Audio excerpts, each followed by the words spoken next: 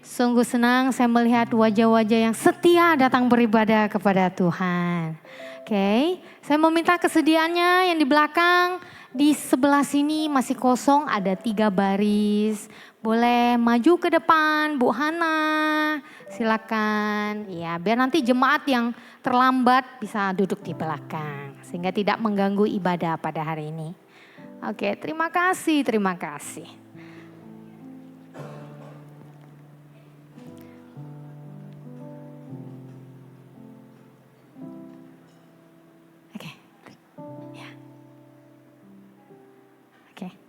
Mari sebelum memulai ibadah, saya mengajak kita semua mengambil saat teduh sejenak.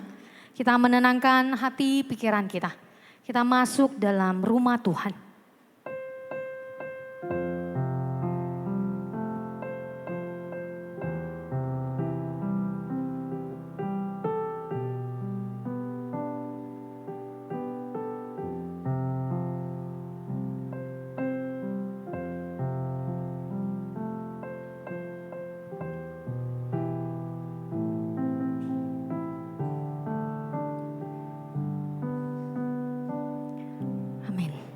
Mari jemaat kita bangkit berdiri. Dengan pemadaman lilin yang ke-6 ini.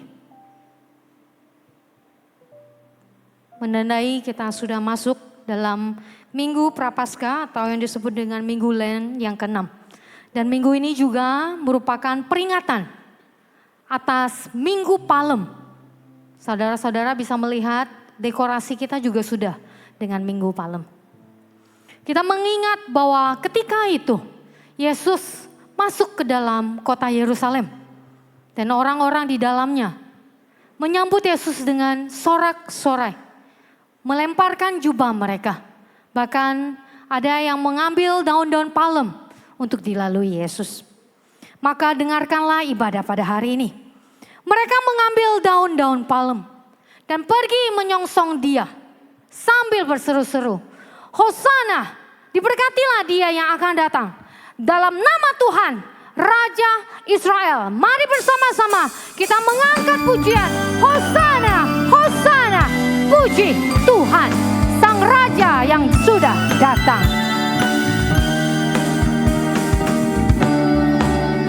Hosana, puji Tuhan, sorak dan pujilah, merdulah berpaduan, kidung dan nyanyian kepada Yesus Tuhannya yang berkati mereka.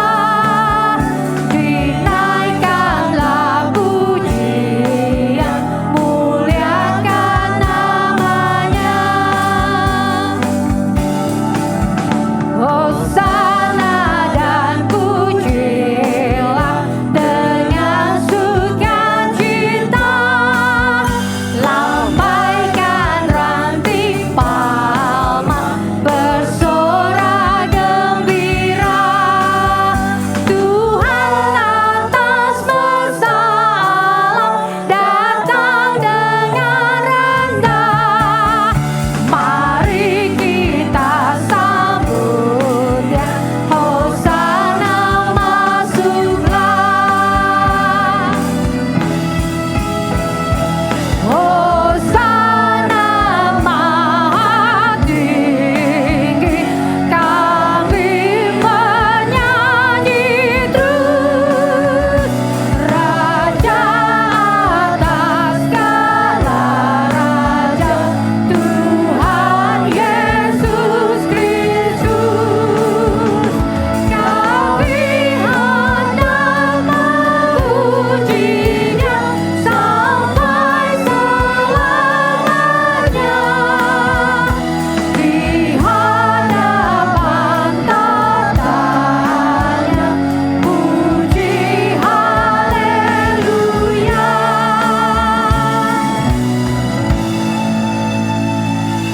Mari kita berdoa. Tuhan, sekali lagi kami diberikan kesempatan untuk bisa hadir dalam rumah-Mu. Kami ingin beribadah kepada Tuhan. Ini kami anak-anak-Mu Tuhan. Di balik setiap hidup kami tahu Tuhan Engkau Allah yang menyertai kami. Allah Immanuel, dimanapun kami berada, dimanapun kami ditempatkan. Tuhan Engkau ada di sana. Dan sekarang Tuhan dengan sepenuh hati kami hadir ingin kembali mendengarkan firman-Mu yang nanti akan kami dengarkan. Ingin memuji Tuhan kembali. Sehingga ketika kami melihat dunia ini, begitu banyak simpang siur berita yang kadang membuat kami gentar untuk melangkah Tuhan. Namun Tuhan, dengan adanya hari ini, kami tahu Tuhan ada bagi kami. Tidak pernah sekalipun Tuhan meninggalkan kami. Ini kami Tuhan, kami siap masuk dalam ibadah. Tuhan yang menolong. Hanya di dalam nama Tuhan Yesus kami berdoa mengucap syukur. Amin. Jemaat, saya persilakan duduk kembali.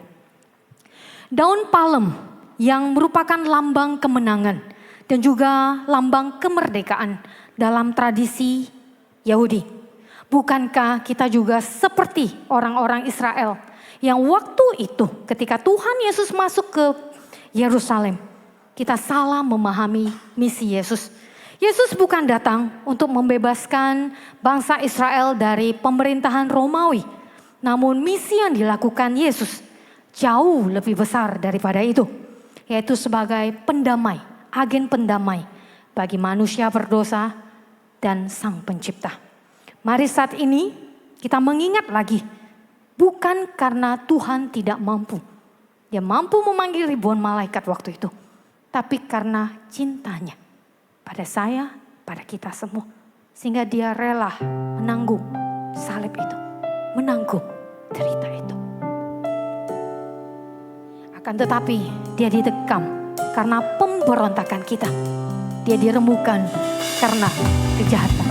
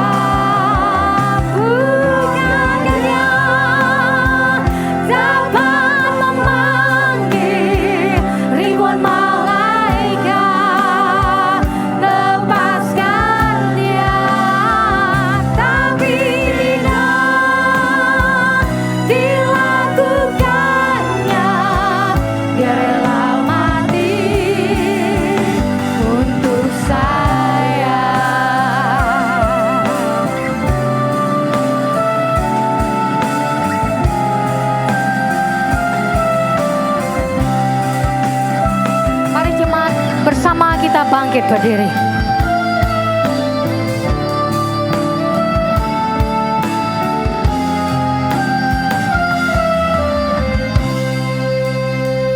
Bukan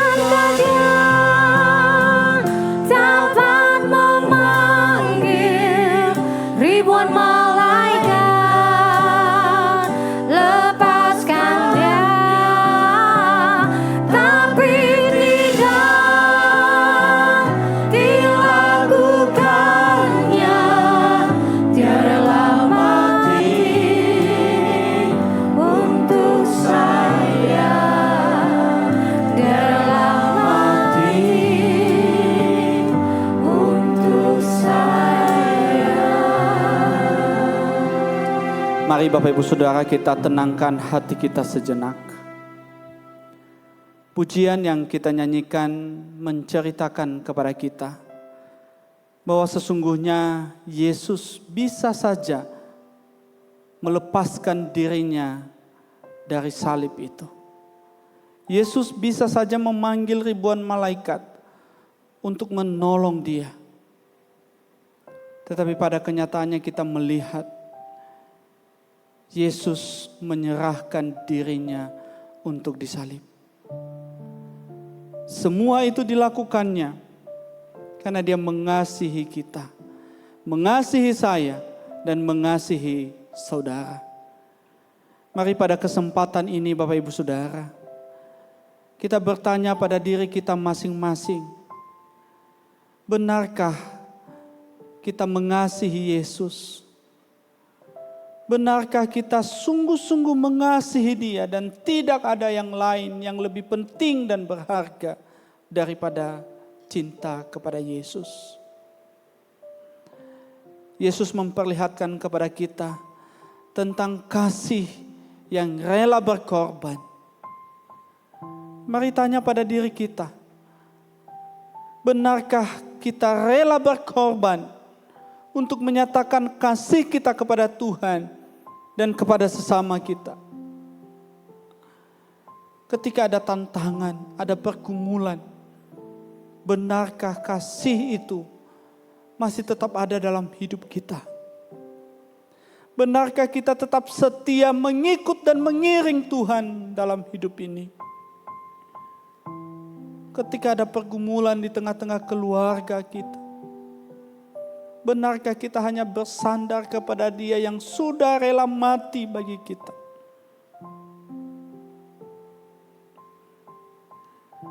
Mari Bapak Ibu Saudara ambil waktu berdoa secara pribadi di hadapan Tuhan. Dan berkata jujurlah di hadapannya. Akui segala dosa, kesalahan dan kelemahan kita.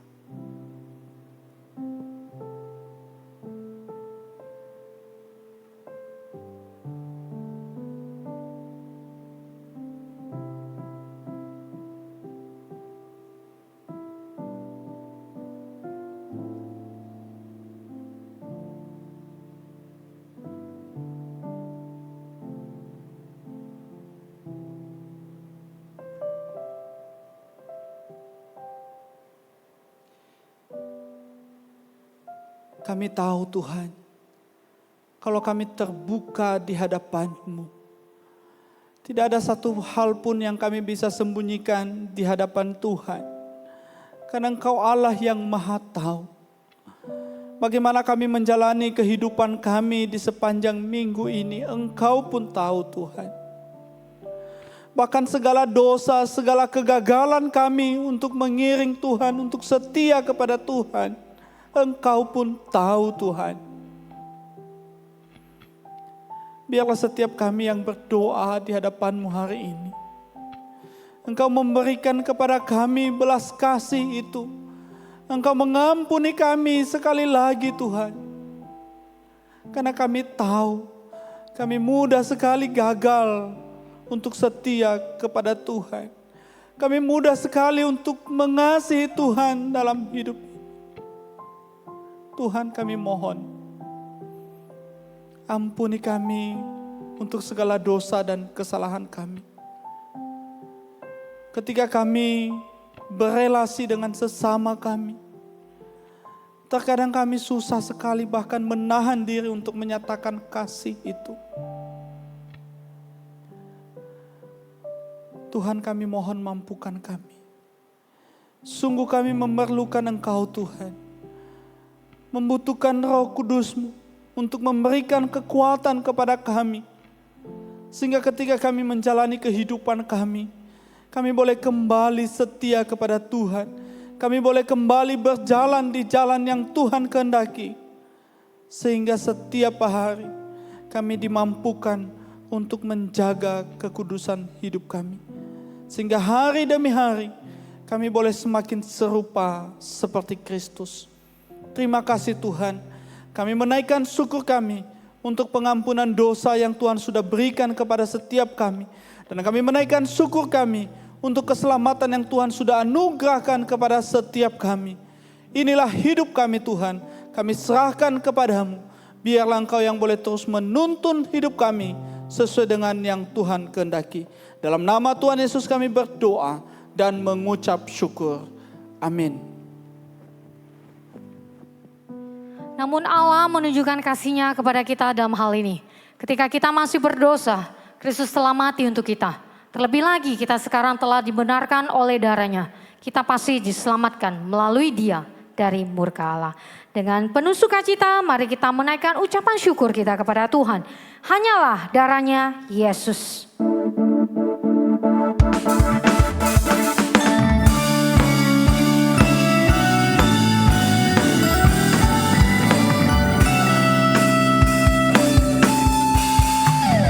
Dosa dapat dihapus hanya oleh darah Yesus. Aku disempurnakan hanya oleh darah Yesus. Darahnya yang kudus membasuh dosaku.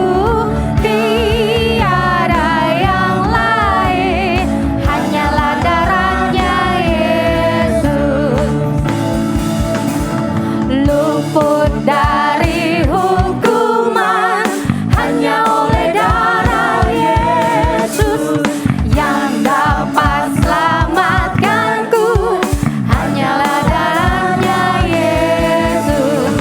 Darahnya yang kudus membasuh dosaku. Tiada yang lain, hanyalah darahnya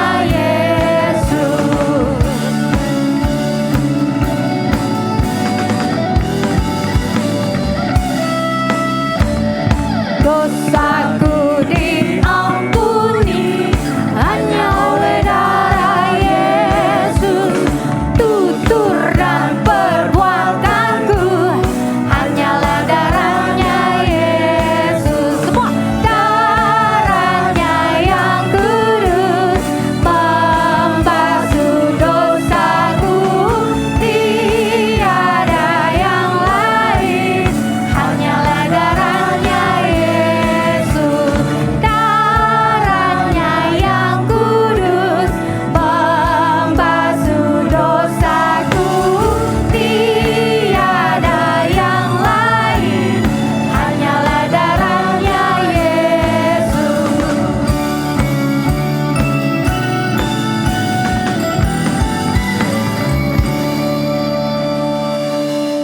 Mari bersama dengan umat percaya kita akan mengakui pengakuan iman rasuli yang akan saya pimpin. Pengakuan iman rasuli.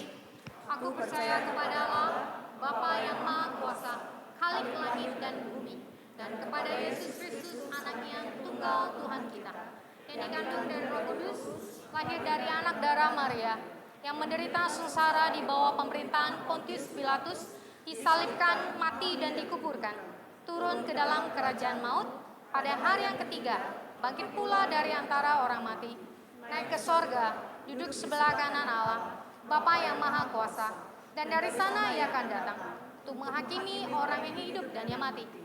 Aku percaya kepada Roh Kudus, gereja yang kudus dan am, persekutuan orang kudus, pengampunan dosa, kebangkitan tubuh, dan hidup yang kekal. Amin. Jemaat, saya persilakan duduk kembali. Jemaat yang dikasihi Tuhan, saat ini kita akan masuk ke dalam pemberitaan firman. Marilah kita menenangkan hati dan pikiran kita. Kita memusatkan kepada firman yang akan disampaikan itu. Kiranya Roh Tuhan, Roh Kudus menolong kita. Membuat hati kita seperti tanah yang subur. Yang menerima benih firman. Dan benih itu bisa bertumbuh, berakar, dan berbuah bagi Dia.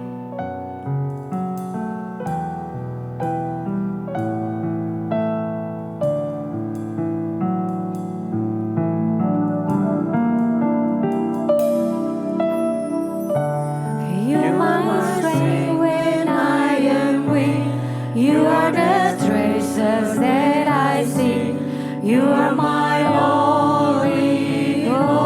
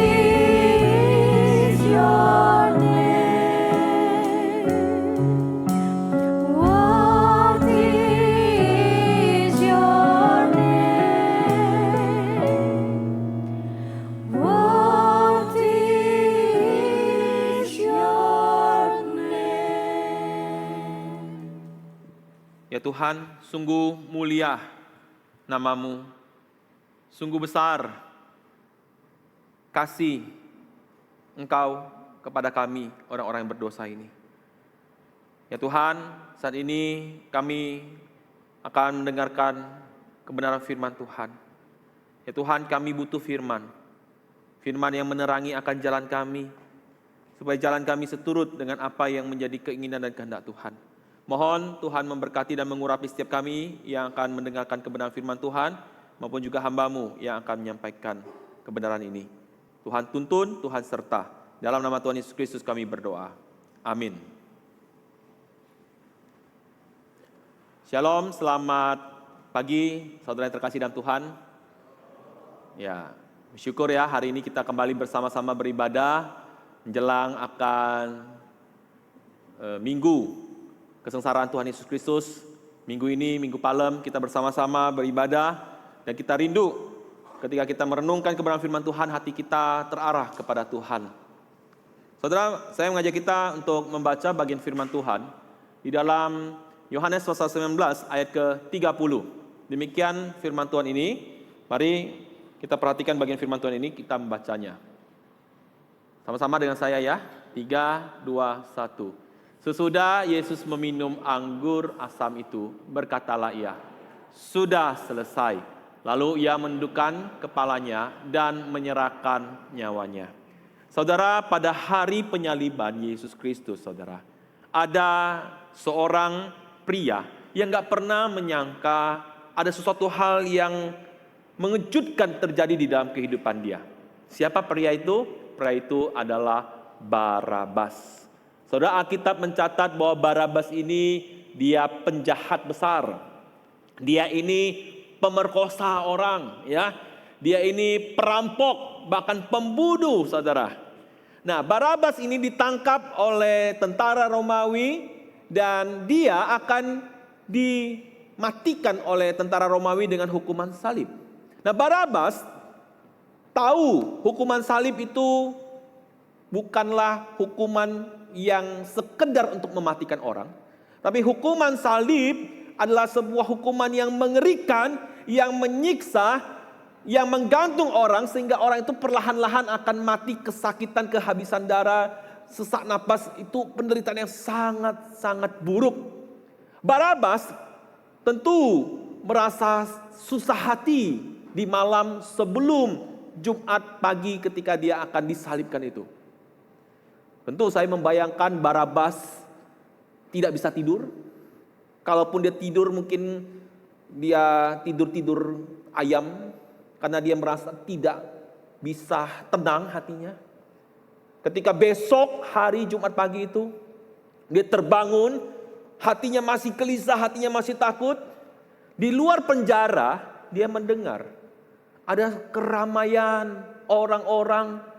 Pikir Barabas mungkin adalah ini orang-orang akan mencela dia, memaki dia.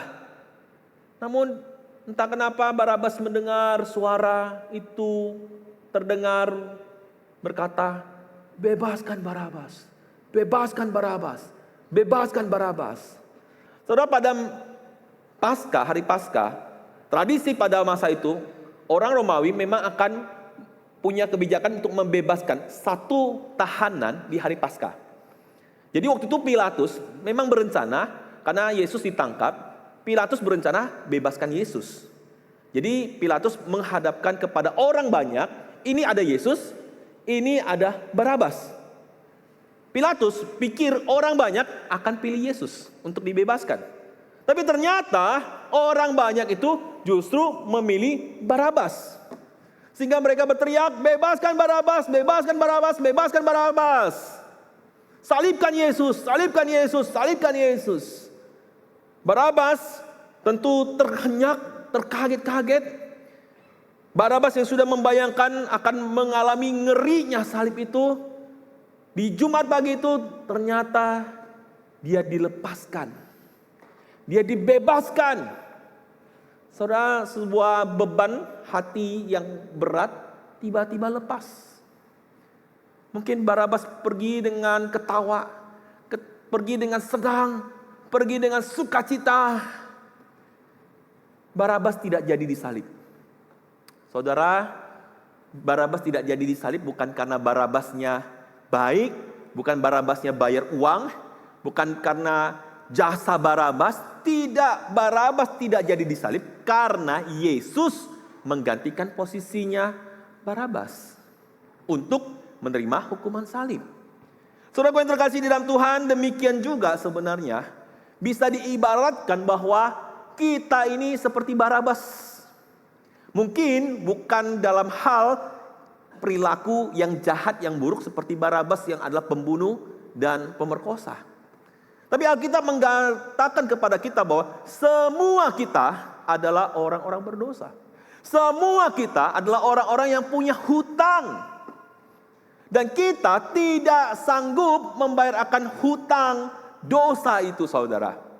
Tidak dengan perbuatan baik kita, tidak dengan setiap jasa-jasa yang kita lakukan amal baik, tidak ada satupun itu, saudara. Namun karena kita tidak mampu itu, bukan berarti tidak ada harapan bagi kita. Karena kalau kita tidak mampu, Yesus Dia yang datang, yang mampu membayar segala hutang dosa kita. Oleh karena itu saudara, hari ini saudara, kita akan merenungkan satu hal yang sangat penting.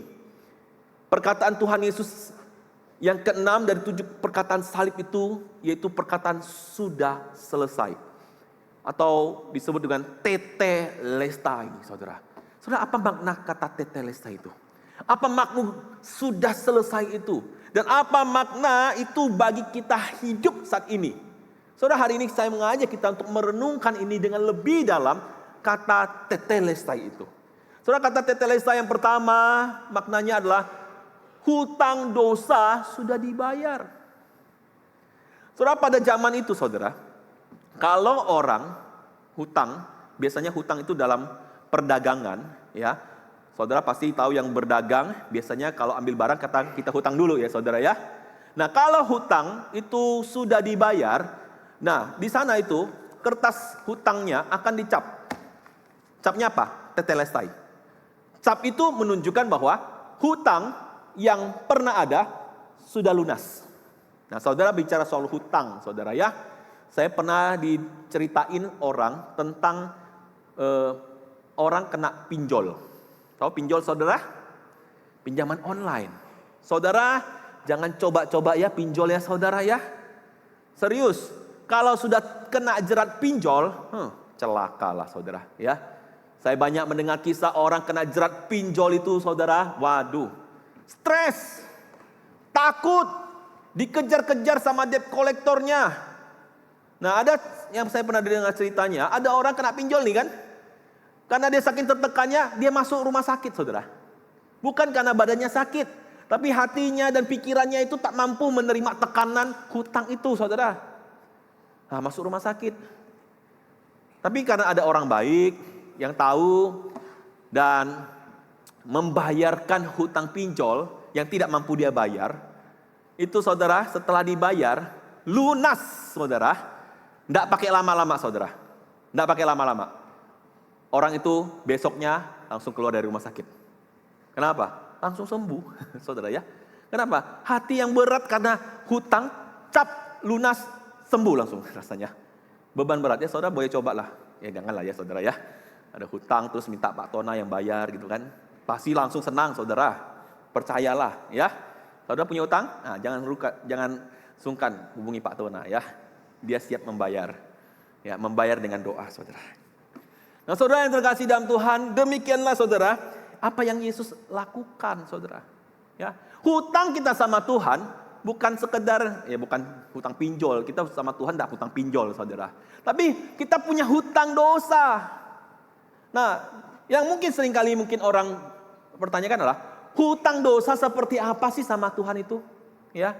Saudara, hutang kita sama Tuhan itu bukan sekedar sebuah perbuatan salah atau perbuatan yang tercela di hadapan Tuhan. Tapi hutang dosa kita sama Tuhan adalah hutang apa? Hutang kegagalan untuk mengasihi Tuhan, saudara. Bagaimana maksudnya hutang kegagalan dalam mengasihi Tuhan? Saudara, saya ngajak kita untuk kembali melihat kembali apa yang terjadi di Taman Eden, saudara. Saudara, manusia itu diciptakan Tuhan dirancang supaya supaya manusia itu yang diciptakan Tuhan itu manusia itu mengasihi dan hidup taat kepada Tuhan. Tapi pada nyatanya manusia itu memilih melawan Tuhan.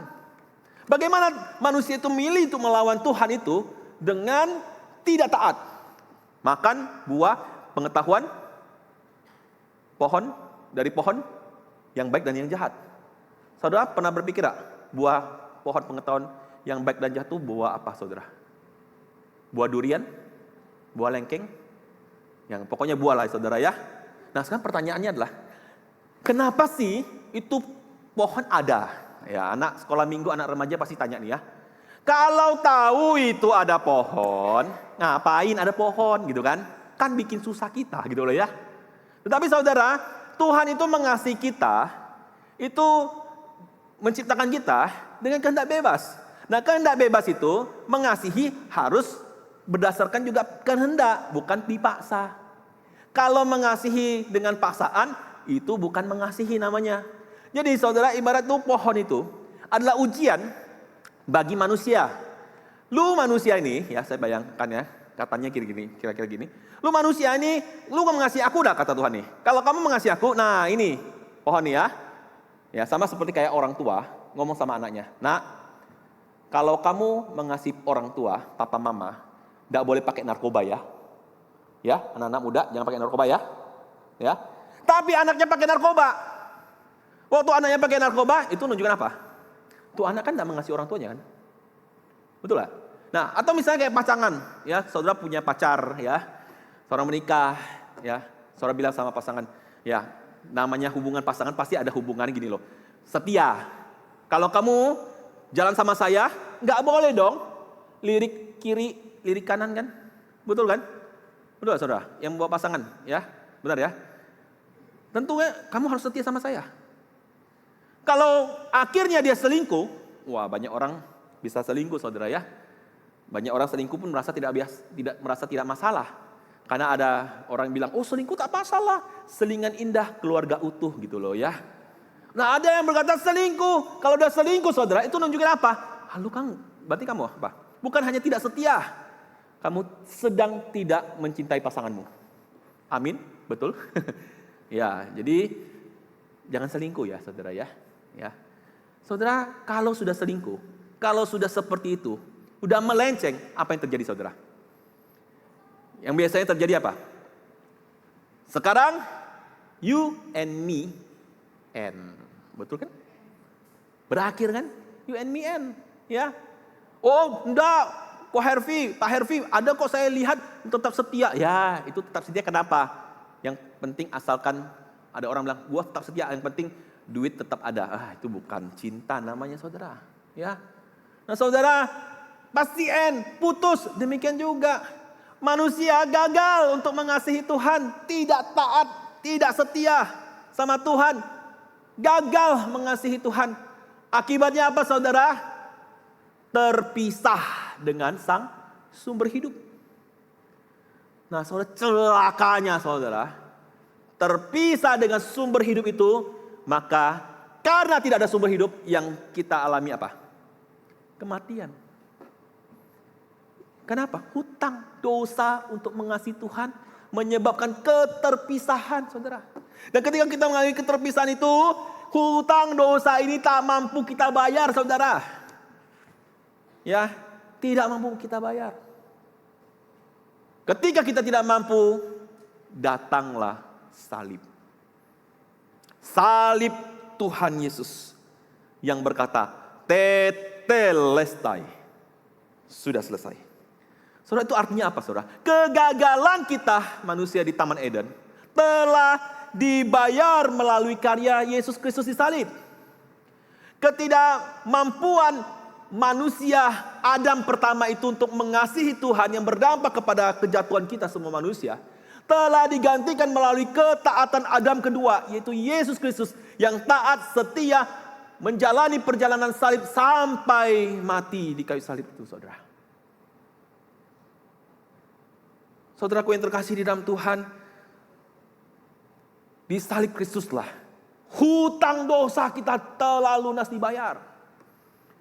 Saudaraku yang terkasih dalam Tuhan, pertanyaannya, apakah ada orang Kristen yang masih ragu bahwa dosanya sudah diampuni dan sudah dibayar lunas sama Tuhan?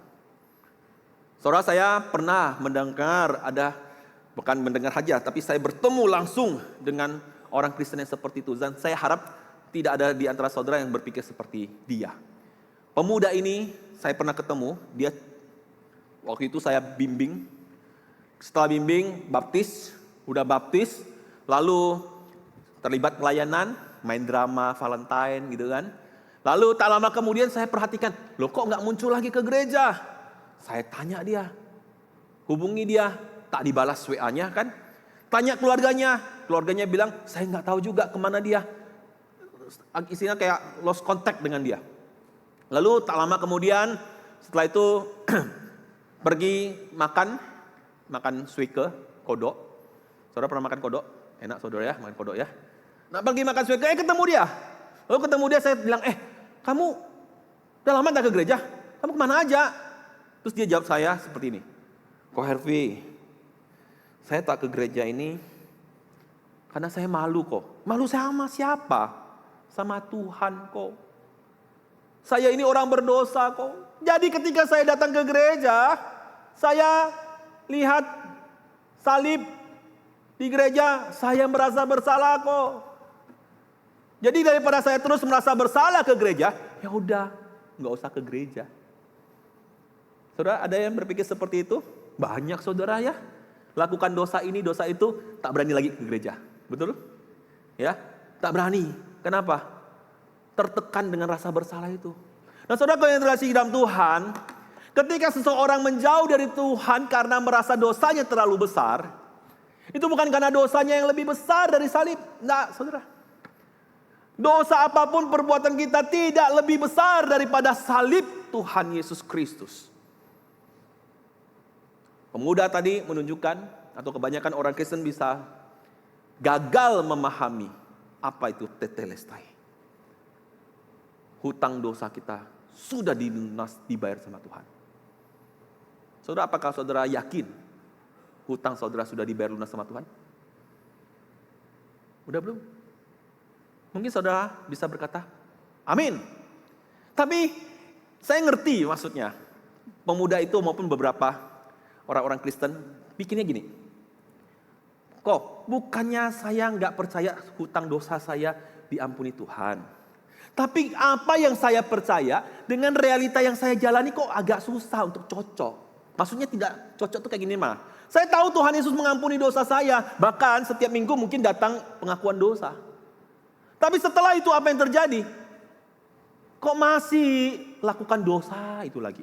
Kok masih istilahnya melakukan dosa yang itu terus, jatuh lagi.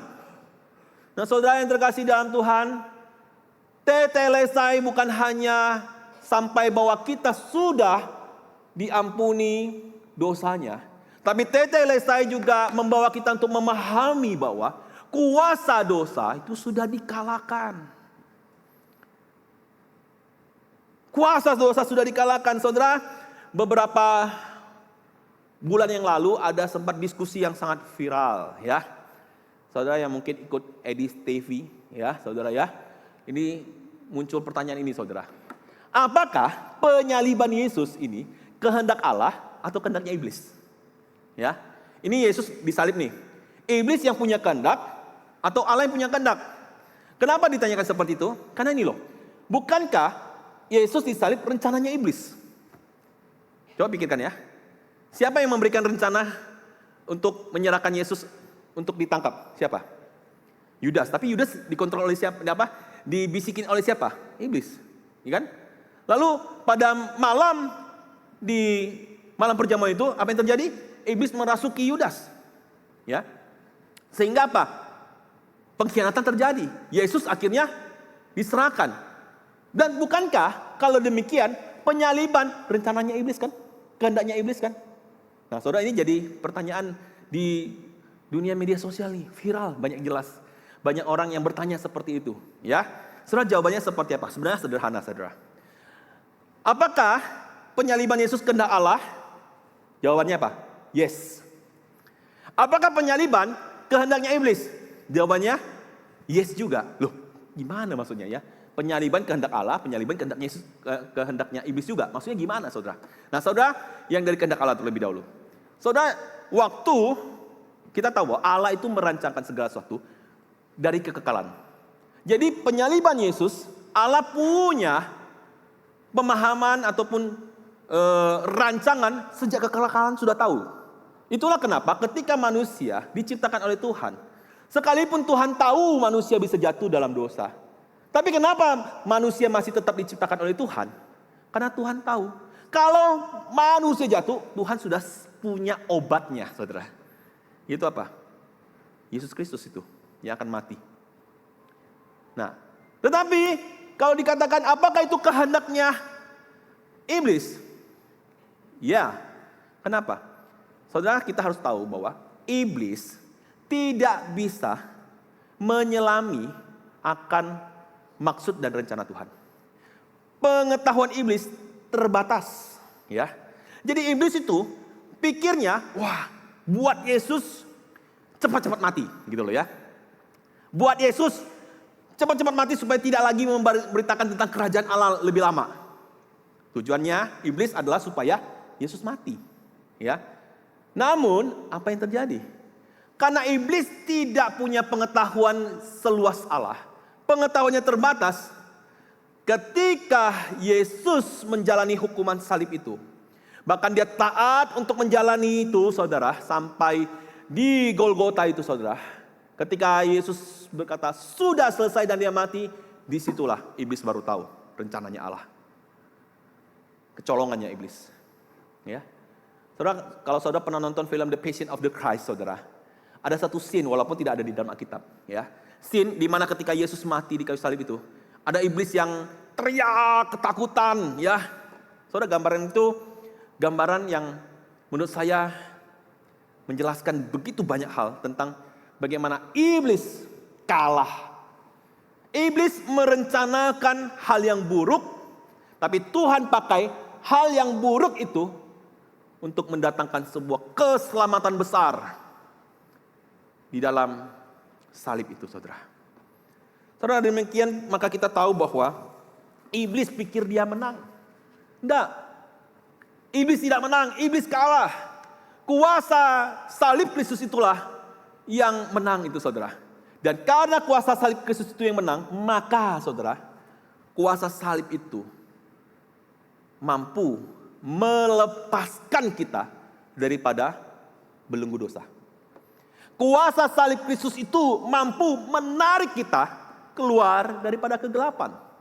Inilah dikatakan oleh Petrus di dalam 1 Petrus pasal 2 ayat 9, yang telah memanggil kamu keluar daripada kegelapan kepada terangnya yang ajaib. Saudara, dulu kita sebelum kenal Tuhan kita hidup dalam kegelapan. Kegelapan itu membuat kita buta. Kegelapan membuat kita tidak bisa melihat diri kita sebagaimana adanya. Tapi ketika oleh karena anugerah Tuhan tarik kita sehingga kita bukan lagi di dalam gelap, kita di dalam terang. Di dalam terang akhirnya mata kita terbuka, saudara. Ketika kita mata terbuka, kita akhirnya tahu mana yang salah, mana yang berdosa, mana yang sesuai dengan kehendaknya Tuhan. Terus disitulah kita diberikan kemampuan oleh Tuhan untuk menang terhadap dosa. Kalau orang berdosa hidupnya dalam gelap, dia tidak berdaya. Tapi ketika orang itu hidup di dalam terang, terang itu akan menyinari dia, terang itu akan membersihkan dia, sehingga kegelapan di dalam hati dia perlahan-lahan akan memudar, saudara. Saudaraku yang terkasih di dalam Tuhan, kuasa dosa sudah dikalahkan. Tapi pertanyaan adalah, masalahnya dosa ini terlalu sulit untuk ditinggalkan. Pak Hervi, kok Hervi gimana caranya? Saudara, susah, kenapa? Karena kita selalu memakai kekuatan kita sendiri. Kita lupa kuasa salib Tuhan yang mampu itu.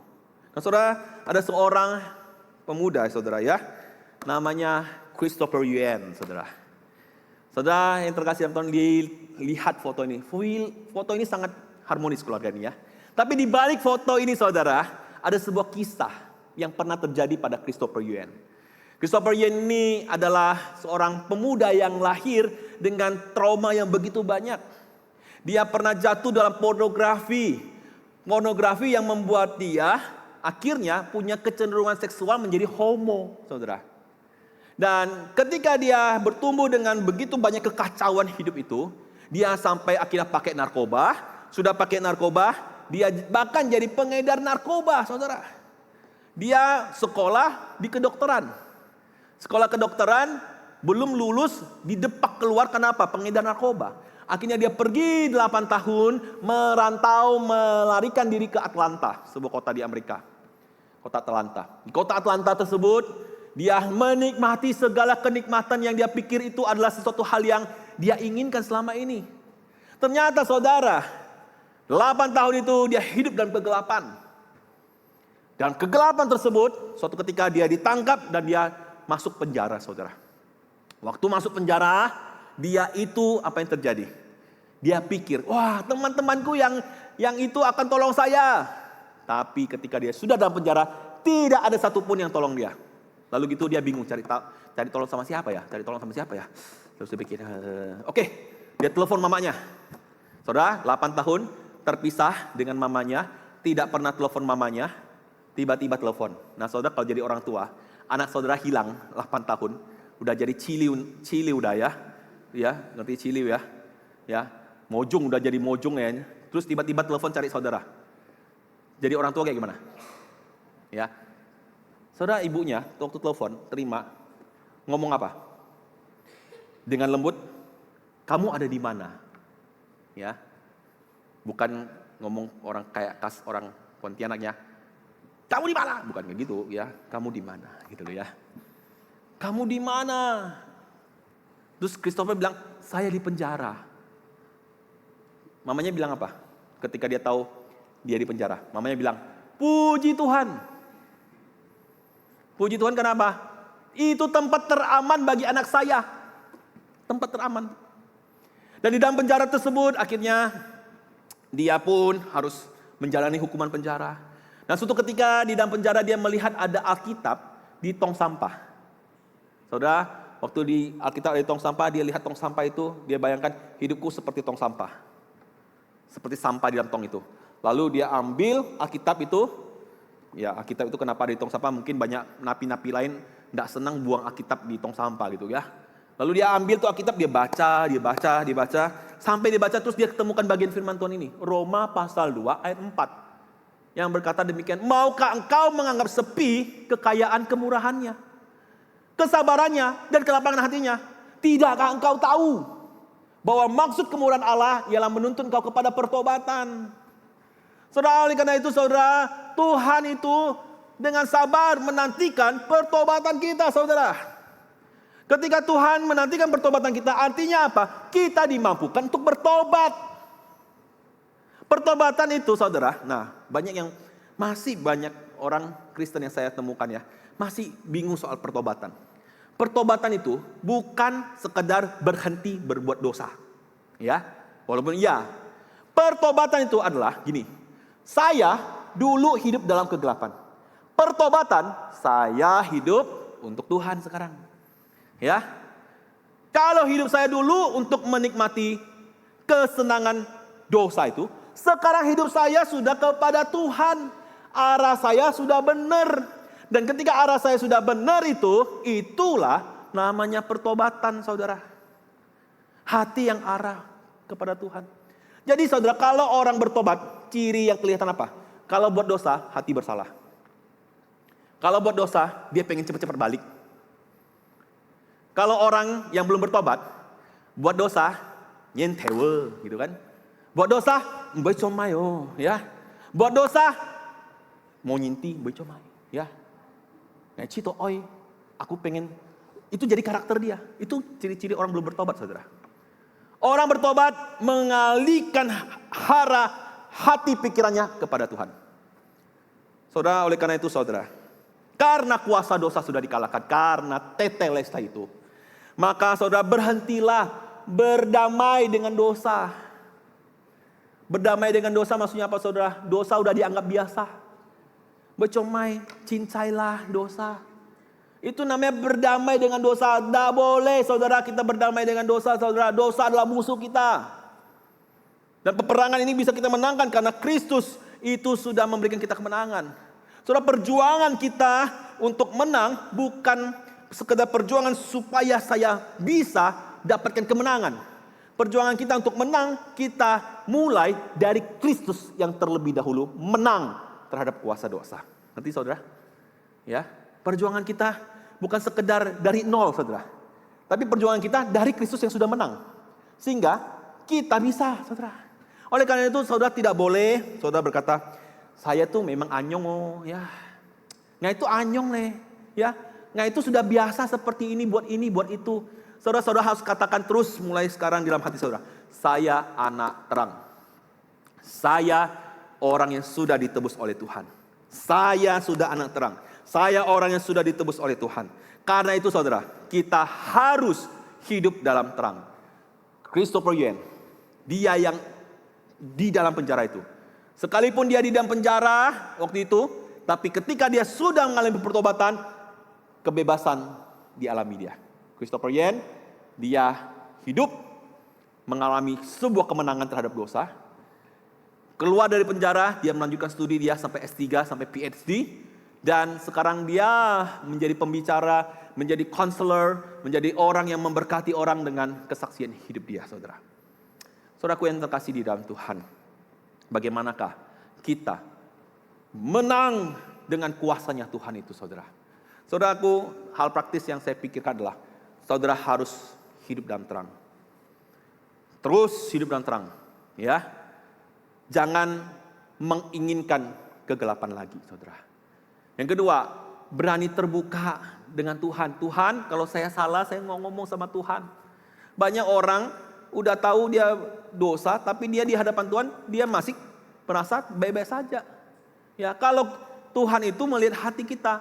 Kalau orang lain bisa kita tutupi dosa kita, Tuhan tidak bisa. Jadi ketika kita melakukan dosa, datang terbuka sama Tuhan. Itulah salah satu hal yang saya belajar di GKY. Ya, ada ibadah awal itu ada doa pengakuan dosa. Saudara, doa pengakuan dosa, harapan yang saya percaya dari para perancang itu adalah supaya itu bukan sebuah ritual biasa. Tapi ketika kita datang di dalam pengakuan dosa itu kita terbuka di hadapan Tuhan. Berani untuk minta tolong sama Tuhan. Tuhan, tolong saya Tuhan.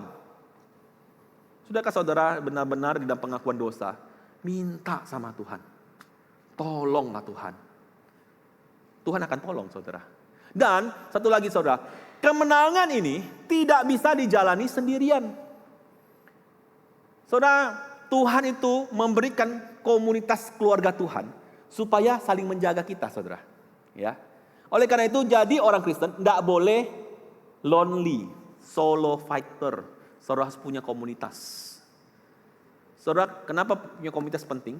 Karena komunitas akan ingatin kita terus. Ingatin untuk hidup benar. Ingatin untuk bagaimana bersaksi. Ingatin untuk supaya hidup terus setia sama Tuhan. Ada komunitas kan di GKY Pontianak ini. Saya rindu saudara, setiap jemaat yang hadir duduk ini ya, benar-benar meluangkan waktu untuk berkomunitas. Jangan solo fighter. Ya, Tuhan menyediakan kekuatan kita untuk mengalahkan dosa. Salah satunya adalah melalui hadirnya keluarga Allah yang menjadi rekan perjalanan kita di dalam hidup ini. Karena itu saudara, saudara harus bukan lagi sebuah himbauan.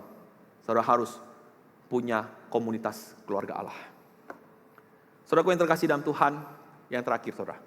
Tetelestai.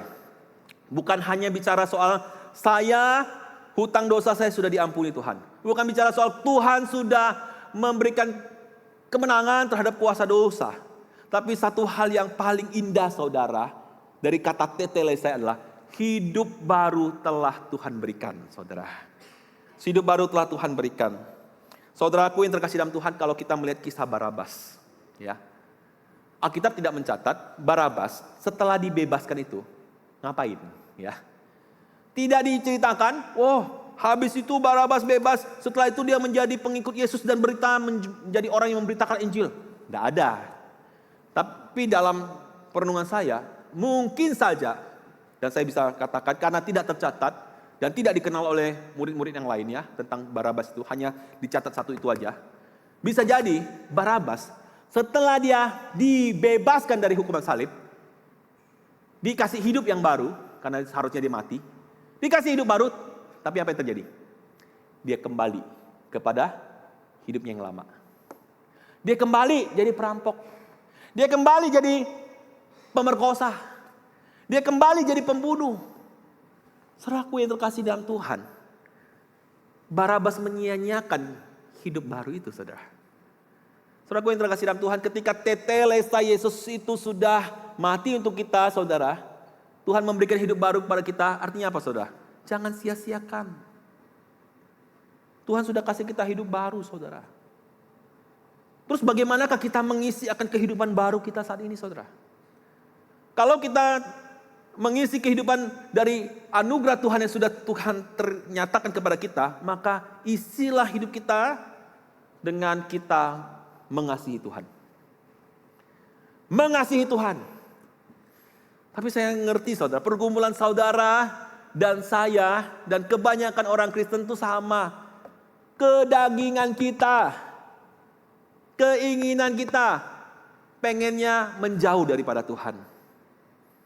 Itulah kenapa baca Alkitab, berdoa, beribadah kadang itu unhot ya. Kadang enggak semangat. Kadang bisa berpikir semangat sekarang mencintai Tuhan, tapi besok-besok aduh Tuhan di mana? Semangat untuk sekarang misalnya ibadah, dengar firman Tuhan, tapi besok-besok jadi apa? Aduh. Enggak ada gairah lagi sama Tuhan. Saudaraku yang terkasih dalam Tuhan, itu realita hidup manusia kita yang masih ada di dalam dunia dan kedagingan kita yang berdosa. Tapi saudara, saya ada mau kutip satu suster, Teresa dari Avilia. Dia ngomong begini, "Oh God, I don't love you. I don't even want to love you. But I want to love you." Saudara bayangkan. Tulisan ini sangat menarik, saudara. Sebuah realita menunjukkan bahwa kita ini tidak bisa mencintai Tuhan. Bahkan kita ini apa? Keinginan kita pun sebenarnya tidak mencintai Tuhan sebenarnya. Itulah dosa. Dosa membuat kita gagal mengasihi Tuhan. Tapi ketika kita sudah punya hidup baru, Tuhan sudah mati untuk kita. Maukah kita ingin untuk apa? Bukan ingin mencintai Tuhan, tapi ingin mencintai Tuhan. Mohon Tuhan, gak mampu Tuhan untuk benar-benar mencintai Tuhan. Tapi Tuhan berikanlah aku keinginan untuk ingin mencintai Tuhan. Saudaraku yang terkasih dalam Tuhan, di hidup yang sudah baru yang Tuhan berikan di dalam Kristus bagi kita, marilah kita tidak menyia-nyiakan itu, saudara. Dosa jangan ada lagi. Jangan kita mencintai dosa lagi, saudara. Mari kita arahkan hati untuk terus berkata, Tuhan, aku mau mengasihi Tuhan. Hidup baru ini yang Tuhan berikan adalah tentang Engkau. Karena segala sesuatu adalah dari Engkau, oleh Engkau, dan segala kemuliaan hanya bagimu Tuhan. Kita sering berkata Soli Deo Gloria, Soli Deo Gloria. Biarlah itu yang terjadi di dalam hidup kita, saudara. Soli Deo Gloria. Dan satu lagi, saudara, hidup baru yang Tuhan berikan bukan sekedar hidup yang menyenangkan saja di dalam dunia, karena kita tahu di dalam Tuhan ya ada sebuah pengharapan yang lebih besar dari apapun yang ada dalam dunia. Hidup baru di dalam kekekalan di sorga. Yang lama ini di dunia ini akan berlalu. Firman Tuhan katakan, dunia dan segala kemegahannya akan sirna. Ini yang lama. Sesungguhnya yang baru sudah datang. Oleh karena itu saudara, biarlah hati kita terpaut kepada Tuhan selalu. Biarlah ketika kita berjalan, kita tahu arah yang tempat mana yang kita akan datangi, yaitu rumah Bapa di sorga. Itulah kekekalan, di mana tidak ada lagi kematian, tidak ada lagi sakit penyakit dan penderitaan di sana, di hidup yang kekal itu, saudara. Itu Tuhan Yesus kerjakan melalui tetelestai. Saudaraku yang terkasih dalam Tuhan, pada akhirnya ini bukan tentang usaha kita. Ini adalah tentang karya Kristus yang sudah sempurna bagi kita. Hari ini terbuka dua pilihan bagi kita. Apakah kita memilih seperti Barabas, sudah dapat hidup, kesempatan yang baru, tapi kembali menjalani hidup yang lama? Atau kita memilih, sudah dapat anugerah Tuhan, sudah dapat hidup baru, memilih untuk mengasihi Tuhan sekarang dan terus memandang kepada Dia. Sekalipun bisa jatuh, tetapi terus memandang kepada Dia sampai pada akhirnya kemuliaan dinyatakan di dalam Yesus Kristus yang akan datang kedua kalinya untuk memberikan hidup yang kekal di dalam surga itu. Saudaraku yang terkasih dalam Tuhan, pilihlah dengan benar. Pilihlah dengan sebuah kesadaran, Tuhan, Engkau sudah menyelesaikan segalanya bagiku.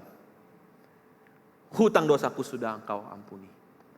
Engkau sudah membebaskan aku daripada belenggu dosa. Kini aku menang bersama dengan Tuhan. Dan aku punya hidup yang baru di dalam Tuhan sekarang. Dan sekarang biarlah kita berkomitmen. Tuhan, hidupku milik-Mu. Sepenuhnya, bukan setengahnya. Sepenuhnya hanya bagi Tuhan. Kiranya Tuhan menolong kita. Soli Deo Gloria. Amin. Mari kita tundukkan kepala, saudara.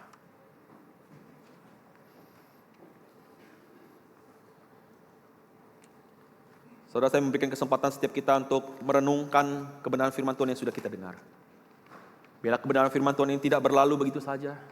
Tapi kebenaran firman Tuhan ini berbicara secara pribadi di dalam konteks yang saudara alami di dalam kehidupan saudara. Engkau masih anak muda, engkau masih anak remaja, engkau pemuda, engkau orang tua. Biarlah engkau komit, Tuhan, arahku adalah untuk kepadamu saja Tuhan. Mengasihi engkau dengan sekuat tenaga dan segenap hati, pikiran. Tuhan tolong. Datang sama Tuhan.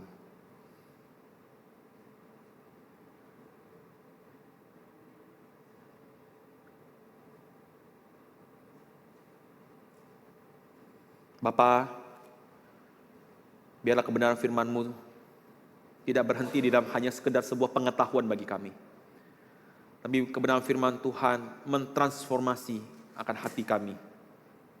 Tolonglah kami ya Tuhan. Biar kami menjalani hidup seturut dengan apa yang menjadi kebenaran yang telah Tuhan nyatakan. Bagaimana pengorbanan Yesus Kristus telah selesai, telah genap. Dan biarlah kami meresponi dengan anugerah Tuhan yang begitu besar itu dengan kami juga menyadari bahwa karena Tuhan begitu besar mencintai kami, kami pun ingin mengasihi Tuhan dan mencintai Tuhan di sepanjang hidup kami. Terima kasih Tuhan, dengarlah doa kami bersyukur untuk firman-Mu di dalam nama Tuhan Yesus Kristus. Amin.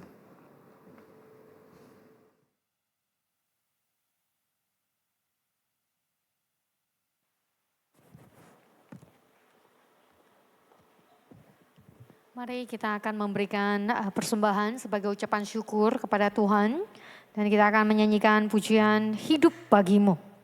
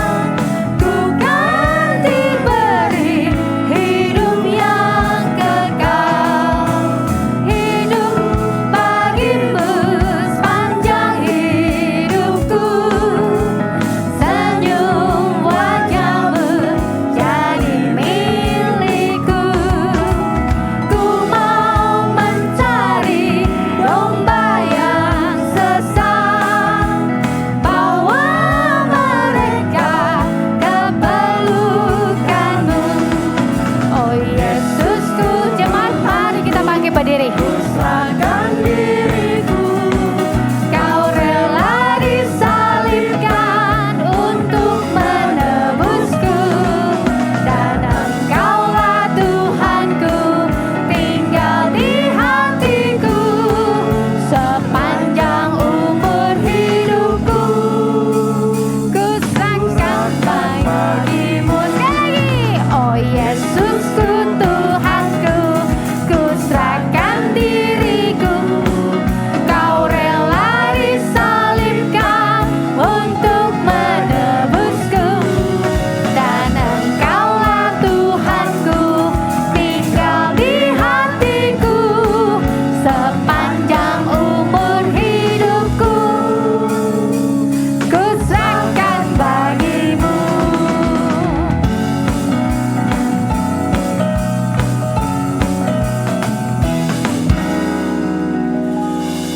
Mari kita berdoa. Bapa dalam surga, kami sungguh bersyukur untuk kasih anugerah-Mu kepada kami. Kami dapat hadir di rumah-Mu untuk boleh bersama beribadah. Kami boleh bersama memuji, memuliakan nama-Mu, dan kami boleh juga diberkati oleh kebenaran firman-Mu. Bapa, kami juga bersyukur untuk persembahan yang sudah kami kumpulkan ini, kiranya juga boleh dipakai untuk melancarkan pekerjaan Tuhan di rumah ini. Terima kasih ya Tuhan Yesus, Engkau memberkati setiap kami yang sudah hadir di minggu ini. Terima kasih Bapa di surga. Hanya di dalam nama Tuhan Yesus kami berdoa, kami bersyukur. Amin. Cuma saya persilakan duduk kembali, berikutnya kita akan mendengarkan warta gerejawi. Shalom Bapak Ibu Saudara. Shalom. Kita bersyukur kepada Tuhan hari ini boleh sama-sama kita beribadah kepada Tuhan. Surah perkataan Kristus di atas kayu salib yang ke-6 sudah selesai, Saudara. Kita bersyukur firman Tuhan boleh disampaikan. Saudara, kita bersyukur Tuhan sudah mengampuni dosa kita dan memberikan hidup yang baru dan memberikan kemenangan kepada kita. Dan nanti hari Jumat, Saudara, kita juga sama-sama kita akan memperingati akan waktu yang bersejarah, yaitu tentang kematian Kristus bagi kita orang-orang berdosa. Mewakili akan jemaat mengucapkan terima kasih kepada Contoh Hervi. Terima kasih Contoh boleh melayani kami melalui firman Tuhan. Kiranya Tuhan terus pakai di dalam seluruh pelayanan dan juga keluarga dan rencana ke depan. Saudara-saudara, kita bersyukur di tengah-tengah ibadah kita ada jemaat yang bersama-sama kita. Satu ada Ameko, kalau tidak salah namanya. Ameko boleh bangkit berdiri supaya kami boleh kenal. Betul ya kalau tidak salah ya. Meko atau Ameko.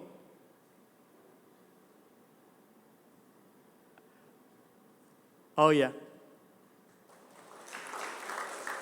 Kemudian ada Arnold. Oh ya. Oke. Selamat datang. Apakah ada lagi saudara yang pertama kali datang? Yang pertama kali coba lihat kiri kanan saudara. Mari sama-sama saya ajak kita bangkit berdiri saudara. Soalnya sudah lama kita tidak mengucapkan satu kata. Apa itu saudara masih ingat? Yoni Cenhao ya. Mari saudara-saudara katakanlah kepada kiri kanan saudara atau kepada yang tadi yang pertama kali datang, kita sama-sama ucapkan Yoni Cenhao, ada engkau sungguh amat baik. Betul saudara, ada engkau sungguh amat baik. Kita bersyukur kepada Tuhan, Tuhan boleh memberikan kemenangan, memberikan hidup yang baru, sehingga kita boleh menjadi satu keluarga, keluarga besar di dalam Tuhan. Amin, silakan duduk saudara-saudara. Ada beberapa warta yang akan disampaikan, saudara kami kembali mengundang untuk sama-sama kita hadir di dalam doa Rabu malam kita, di dalam worship night. Kami mengundang saudara-saudara untuk boleh hadir Rabu malam di gereja. Mari sekali lagi kita sama-sama luangkan waktu kita untuk kita boleh beribadah kepada Tuhan. Kemudian ibadah Jumat Agung, kita akan mengupas yang terakhir perkataan Kristus yang ketujuh, yaitu ya Bapa, ke dalam tanganmu kuserahkan nyawaku. Firman Tuhan akan disampaikan oleh Pendeta Paulus Chandra. Mari saudara-saudara kita sama-sama boleh siapkan hati. Jumat Agung hanya ada satu kali ibadah di jam 6 sore. Kemudian hari Paskanya kita juga ada 1 kali ibadah di jam 10 pagi. Oleh sebab itu saudara-saudara boleh mengingatkan kepada setiap anggota keluarga kita atau teman-teman kita. Saudara doronglah, ajaklah mereka. Ini momen yang baik, saudara. Khususnya bagi sanak, bagi keluarga kita yang belum percaya. Ini momen yang baik supaya mereka juga boleh kenal Tuhan kita. Boleh kenal Yesus yang kita sembah. Saudara mari ajaklah, undanglah, doakanlah. Supaya momen ini boleh menjadi momen yang Tuhan pakai untuk boleh membawa mereka datang di hadapan Tuhan. Kemudian parkir, saudara-saudara boleh mengingatkan bagi para hari Jumat Agung, mengingatkan para panitia nanti karena awal dulu datang, jadi minta parkirnya itu di tempat daerah parkir Dangau ya. Jadi mohon kerjasamanya.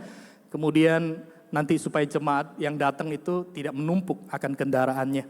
Dan kemudian khusus hari Minggu kami minta kerjasama hari ibadah Paskah. Saudara kita akan padat kendaraan, sebab itu kendaraan minta lebih banyak ya, karena lebih awal datang minta terlebih dahulu isi yang di daerah Dangau, parkiran Dangau. Jadi mohon kerjasamanya supaya nanti tidak numpuk di sini. Kalau misalnya semua datang di sini sudah penuh, nanti mau putar lagi, jadi kejauhan muternya. Jadi mohon kerjasamanya, biarlah nanti mungkin ada orang-orang yang baru, yang mereka bisa isi di tempat ini. Dan kemudian kita pada hari ibadah Paskanya, saudara kita ada potluck ya. Jadi mendorong Bapak Ibu Saudara yang punya kerinduan, diberkati oleh Tuhan, yang mau bawa snack atau mau bawa kue atau mau bawa minuman, nanti panitia di belakang sudah siap. Nah, daftarkanlah, tulislah mau kasih berapa, kita sama-sama boleh menikmati akan kemenangan di hari Paskah setelah selesai ibadah bersama-sama kita kumpul bersama-sama. Dan kemudian perjamuan kudus, nah saudara karena tahun ini tepatnya Jumat Agung dan Paskah itu jatuh di minggu pertama, jadi perjamuan kudus kita akan adakan 2 kali. Jadi di Jumat Agung, kemudian di ibadah Paskah. Jadi mari sama-sama kita siapkan hati untuk kita boleh menikmati dan masuk ke dalam perjamuan Tuhan. Saudara-saudara kita masuk ke dalam Kensura Morum. Saya mengajak kita sama-sama untuk berlutut di hadapan Tuhan. Mari sama-sama kita ambil posisi saudara.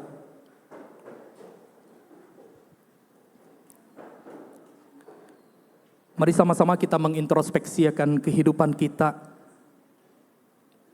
Kita sama-sama datang di hadapan Tuhan. Firman Tuhan memberitahukan kepada kita. Karena hendaklah tiap-tiap orang menguji dirinya sendiri. Dan baru sesudah itu ia makan roti dan minum dari cawan itu. Tuhan mengundang kita untuk boleh masuk ke dalam perjamuannya. Tapi Tuhan juga mau kita datang dengan hati yang tulus, hati yang jujur, hati yang benar-benar rindu kepada Tuhan. Saudara-saudara, hari ini, saudara saat ini, mari sama-sama saudara kita mengkoreksi diri kita. Sebelum nanti Jumat dan hari Minggu kita masuk ke dalam perjamuan Tuhan.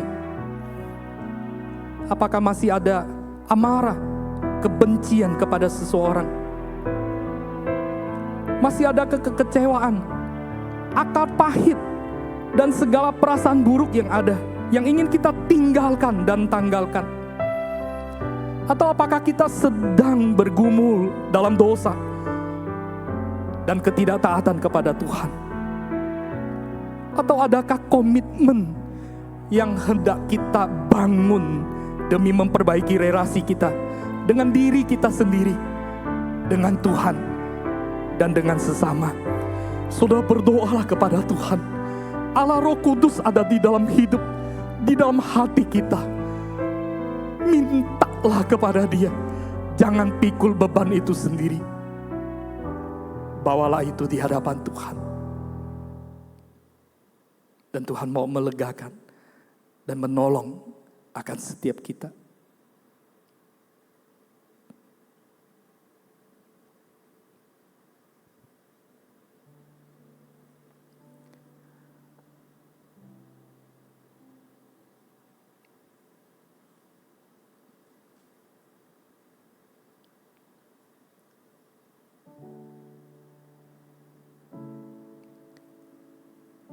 Tuhan,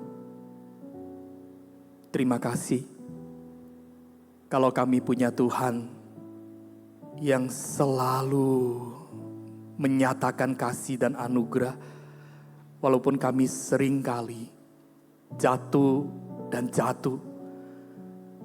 Kami seringkali mungkin tidak hidup seturut dengan apa yang Tuhan inginkan.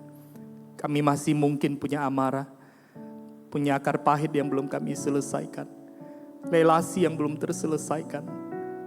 Ada pergumulan-pergumulan yang akhirnya membuat kami sebenarnya semakin meragukan akan Tuhan. Dan akhirnya iman kami menjadi lemah. Kami sering bertanya, Tuhan, apakah Engkau sungguh mengasihi? Apakah Engkau perhatian kepada aku?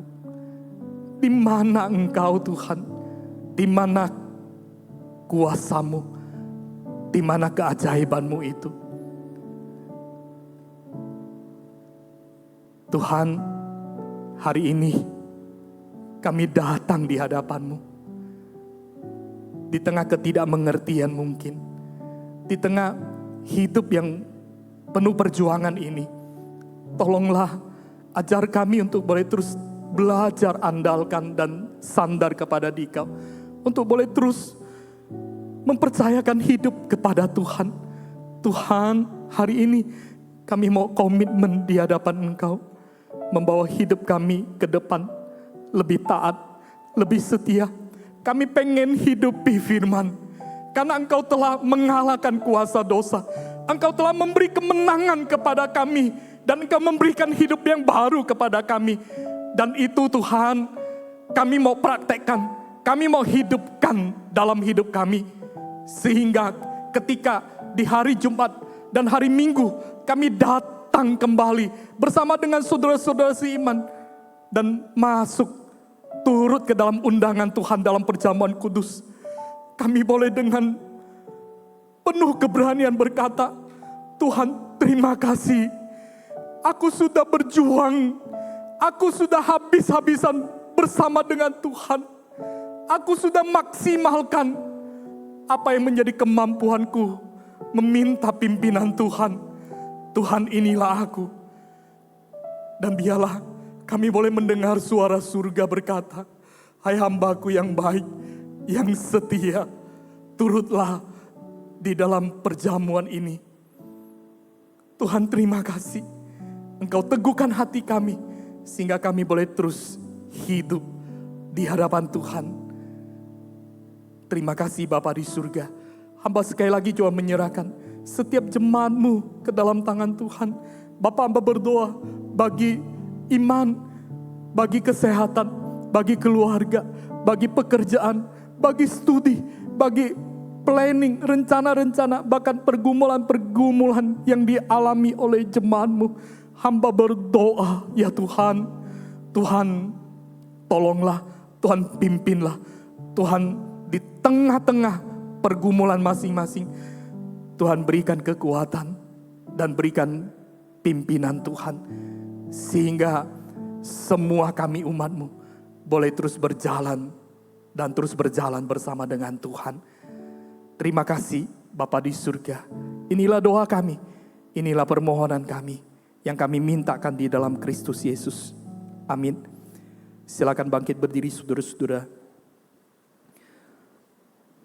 Saudara, ada satu tambahan saudara, nanti di ibadah perjamuan, ibadah Jumat Agung, saudara, kita ada juga doa tumpang tangan saudara. Saudara, doa tumpang tangan saudara, kita hamba-hamba Tuhan akan mendoakan saudara satu persatu.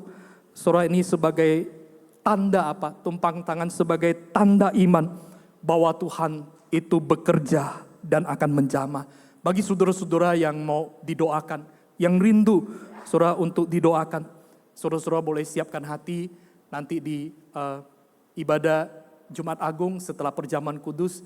Kami para hamba-hamba Tuhan akan mendoakan akan setiap saudara.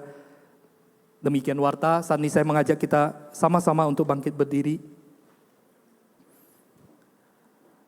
Dengarkanlah firman Tuhan yang berkata demikian. Sebab jika kita hidup untuk Tuhan. Dan jika kita mati untuk Tuhan.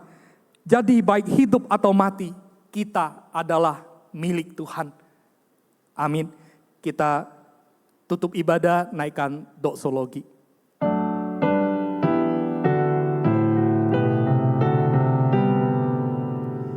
Puji Allah Bapa Putra, puji Allah Roh Kudus, ketiganya yang esa.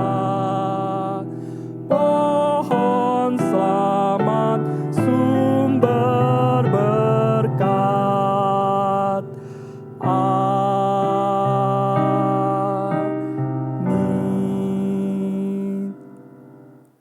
Bapak Ibu Saudara yang kukasihi dalam kasih Tuhan, arahkanlah hatimu kepada Tuhan, biarlah ibadah hari ini, setiap puji-pujian yang sudah kita naikkan, doa-doa yang sudah kita pohonkan, dan firman Tuhan yang sudah diberitakan kepada kita.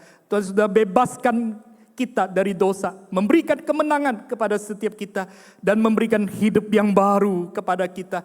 Mari aplikasikan, hidupi itu firman, maka kiranya Tuhan terus dipermuliakan, dan terimalah akan berkat Tuhan. Kiranya kasih yang kekal, kasih yang tidak berkesudahan dari Allah Bapa, anugerah keselamatan, damai sejahtera dari Tuhan kita Yesus Kristus, pimpinan, penghiburan, persekutuan, pertolongan dari arah Roh Kudus itu menyertai akan setiap kita dari siang hari ini, bahkan sampai selama-lamanya. Amin.